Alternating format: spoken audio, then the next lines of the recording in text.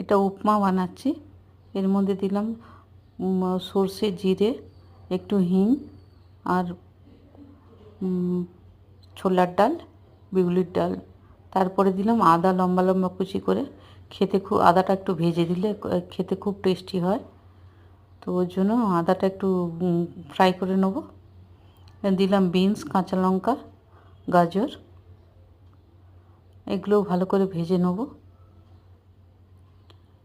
একটু ফুলকপি একটু কেটে প্রিপেয়ার করে রেখেছি, নুন জলে ধুয়ে তারপর গরম জলে দিয়ে রেখেছি। তো ওটা গরম জলে অর্ধেক সেদ্ধ হয়ে যায়। তারপরে উপর থেকে দিয়ে দিয়েছি। এটা একটু নাড়বো চাড়বো।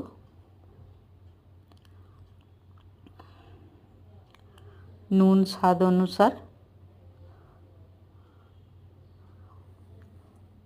এরপরে সুজিটা দেবো, সুজিটা দিয়ে নাড়বো।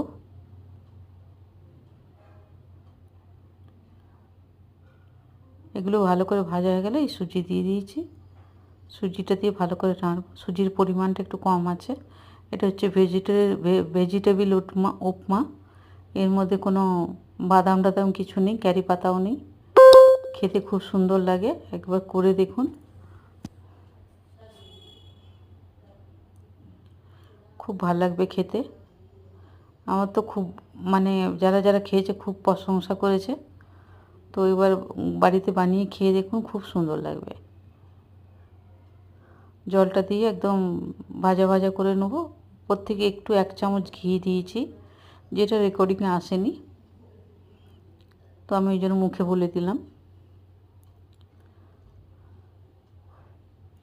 আমার মেয়েরও এটা খুব পছন্দ, কেন ও বাদাম টাদাম দিলে, বাদাম কারি পাতা এগুলো দিলে ওর বাছতে বাছতে টাইম চলে যায় বলে খুব রেগে যায়। তো এটা সিম্পল থাকে, আরামসে খেয়ে নেয়।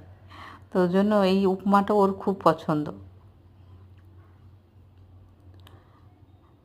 আবার ও একটু বেশি একটু সুপি সুপি খায় ও। তো এটা সুপি সুপি নয়, এটা একটু ভালো করেই বানিয়েছি, জল পুরো শুকিয়ে গেছে। খেতে খুব সুন্দর হয়েছিল। আপনাদের যদি পছন্দ হয় তো লাইক করুন, শেয়ার করুন, সাবস্ক্রাইব করুন।